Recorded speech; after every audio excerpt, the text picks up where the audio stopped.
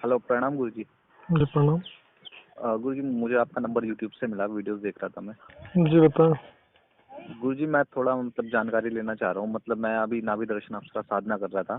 कल मेरा 21वां दिन था। मैंने 21 दिन का संकल्प लिया था। कल 21वां दिन हो गया, लेकिन मुझे कोई अनुभव ही नहीं हुआ, किसी भी तरह का। और शायद साधना सफल ही नहीं हुई शायद साधना मेरी। जी तो गुरु जी, ये क्यों हो सकता है? अगर आप अपने मार्गदर्शन में मुझे करा सकते हो तो। क्या करते हैं? अब गुरु जी, आजकल तो जैसे अभी कुछ नहीं कर रहा मैं, बस थोड़ा यही कि जीवन सुधारने के लिए सोच रहे हैं कि भगवान पे सहारा लें थोड़ा। कोई काम नहीं करते हैं? हाँ जी। शादी वादी हो गई है? हाँ, शादी हो गई गुरु जी। कहाँ से बात कर रहे हो? मैं धामपुर, उत्तर प्रदेश। धामपुर। हाँ जी। आप कहाँ से हो गुरु जी? और आसपास का कोई स्टेट, राज्य? जिला बिजनौर। बिजनौर। आप कहाँ से हैं वैसे? यह प्रश्न आपके काम का नहीं है। सॉरी। और ये जो आपने किया वो किसी के मार्गदर्शन में किया है? नहीं गुरु जी, मैंने ऐसे यूट्यूब पे वीडियो देखी थी, तो मैंने उनसे सामग्री मंगाई, यंत्र माला वगैरह। और उन्होंने कहा कि अपनी वीडियो सेंड कर दी कि ऐसे ऐसे पूजन करके देवी देवताओं का ऐसे करो। तो मैंने वैसे ही शुरू किया, लेकिन मुझे कुछ अनुभव ही नहीं हुआ उसमें। फिलहाल तो आपको ये पता होगा कि मैं नाभि दर्शन या किसी अन्य अप्सरा की साधना नहीं करवाता हूँ। मैं आप नहीं करवाते नाभि दर्शन? केवल और केवल मैं उर्वशी देवी की साधना करवाता हूँ। ठीक है। तो गुरु जी, जैसे कि क्या कैसे शुरू करनी चाहिए कि अनुभव हो थोड़ा? इससे संबंधित तमाम जानकारी चैनल पे पड़ा हुआ है। और मैंने कहा कि मैं केवल उर्वशी देवी की साधना करवाता हूँ। अगर उनकी साधना आप करना चाहेंगे तो हम आपके व्हाट्सएप पे उनकी तस्वीर और पीडीएफ सेंड कर देंगे। पीडीएफ में सारा विधि विधान होता है। अच्छा। तो गुरु जी, एक शरीर में उतनी ऊर्जा भी नहीं है ना अभी मेरे, तो ऊर्जा कैसे आए शरीर में? जैसे एक बता रहे थे कि पहले अपनी कुल देवी की पूजा करनी पड़ती है, अपने पितरों की पूजा करनी पड़ती है, उनका आशीर्वाद लेना पड़ता है। देखिए, फिलहाल तो अपने कुल देवी और पितृ इत्यादि को प्रसन्न रखना तो अनिवार्य होता है। पूजा तो करना चाहिए। तो शुरू में आप कर सकते हैं, जैसे जब आप हवन करते हैं। हाँ जी। तो उसमें उनके नाम की आहुति, 3-3 आहुतियां आप डाल सकते हैं। ग्राम देवता के नाम से, स्थान देवता के नाम से, कुल देवता और कुल देवी के नाम से और पितृ इत्यादि के नाम से आप आहुति डाल सकते हैं। पितरों की प्रसन्नता के लिए अलग से अपना पूजा पाठ करना होता है। फिलहाल में हवन में तो पितरों को नहीं डालना चाहिए। केवल जितना मैंने बताया उतना ही डालना चाहिए। ठीक है। ठीक है। तो गुरु जी, हमें तो शायद ये भी नहीं पता कि हमारे पितृदेव कौन है, या वो कुल देवी कौन है, हमें पता ही नहीं है। देखिए, आपने जिनके माध्यम से साधना किया है ना। हाँ जी। फिलहाल तो उन्हीं से आप बात कर सकते हैं कि आपकी साधना में क्या समस्या आई है।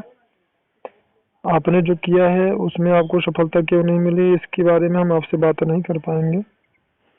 हम आपको सिर्फ यह जरूर बता सकते हैं कि हम केवल और केवल देवी उर्वशी की साधना ही करवाते हैं। तो गुरु जी, सफलता की आप पूरी सफलता दिला सकते हैं उर्वशी साधना में? जी, ये प्रत्यक्षीकरण इस बात की तो गारंटी रहती है हमारी, लेकिन शर्त यही है कि आप हमारे पूर्ण निर्देश का पालन करेंगे तो। अच्छा। वैसे गुरु जी, आप कहाँ से हो? हमारे आसपास से कहीं से हो? इसकी जानकारी आपके काम का नहीं है, मैंने पहले बताया आपको। नहीं गुरु जी, मैं सोचा था आपसे थोड़ा मिलके वहीं। इस साधना के लिए आपको हमसे मिलने की जरूरत बिल्कुल नहीं है।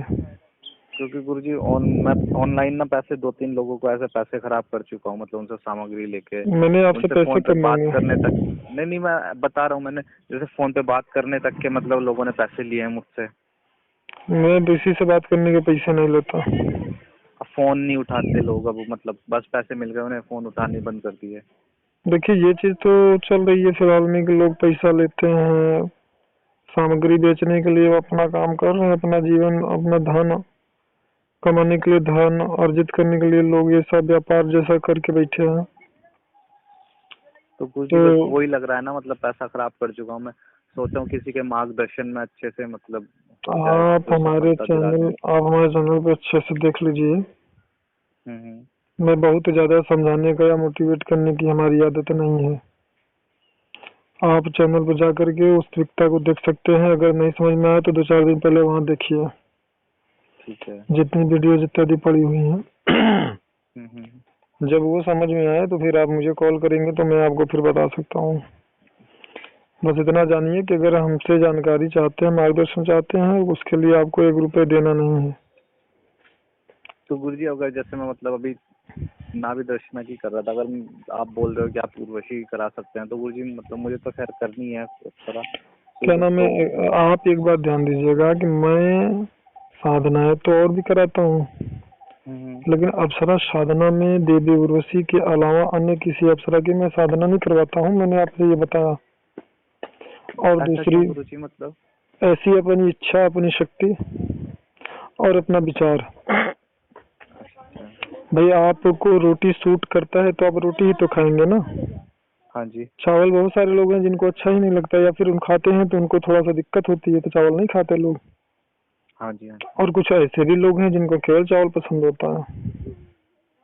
तो कुल मिला के अपना विचारधारा है, अपनी सोच है कि मैं व्यापार मुझे नहीं करना है, कि आप आओ, नाभि दर्शना का भी मैं करवा दूंगा, उनका भी यंत्र में वो सामग्री दूंगा, और उर्वशी की भी दूंगा, तिलोत्तमा, रंभा, मेनका इत्यादि की भी जो है मैं आपको करवाऊंगा। और ये क्या नाम है उसका, मैं सामग्री दूंगा।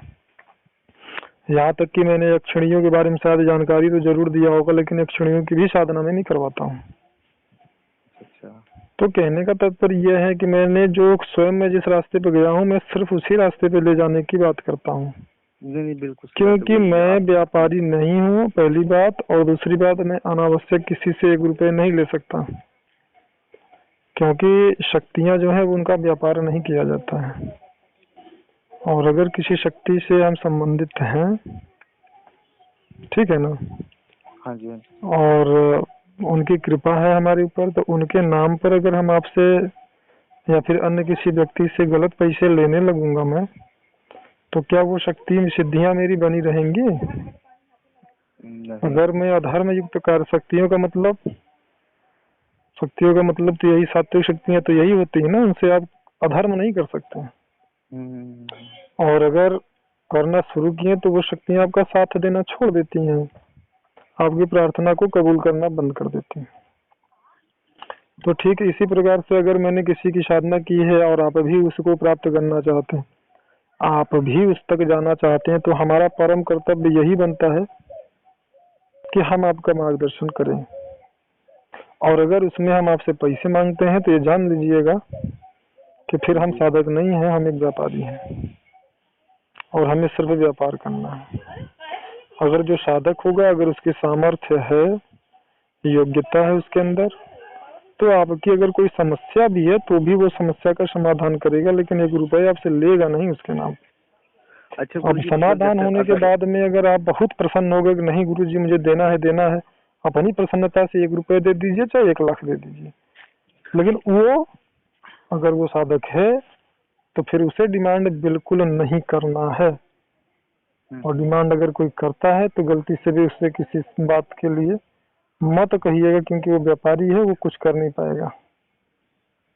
अच्छा गुरुजी, जैसे अगर मैं आपके मार्गदर्शन में करता हूँ तो मतलब अभी हमारे शरीर में जैसे इतनी ऊर्जा नहीं होती, तो मतलब क्या आप मतलब हमें ये सब मतलब ऊर्जा वगैरह कैसे बनाए? मतलब कोई ऊर्जा कुछ नहीं, किसी चीज की कोई जरूरत नहीं है। साधना जब हमारे मार्गदर्शन में शुरू करेंगे तो आपको सारी सफलता मिलती जाएंगी। और ये सब केवल भ्रमित और बेवकूफ बनाने वाली बात है, ठीक है ना।